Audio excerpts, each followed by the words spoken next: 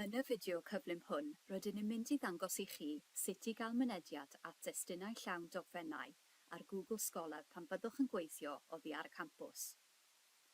Os ydych ar y campws, byddwch yn gweld o dolenni testun llawn at Caerdydd wrth ymyl y canlyniadau, ble mae gennym danysgrifiad.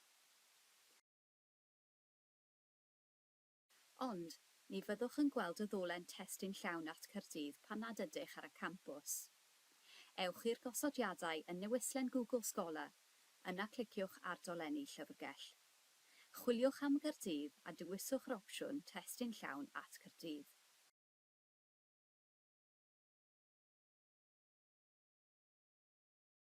Fel y gwelwch, mae dolenni testun llawn at Caerdydd bellach yn ymddangos yng nghanlyniadau eich chwiliad.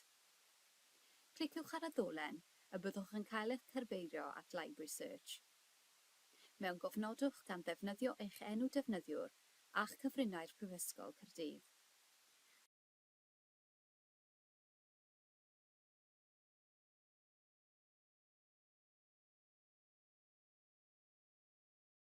Ac yna cliciwch ar y ddolen ar-lein. A dyna ni, mae gennym ein erthygl.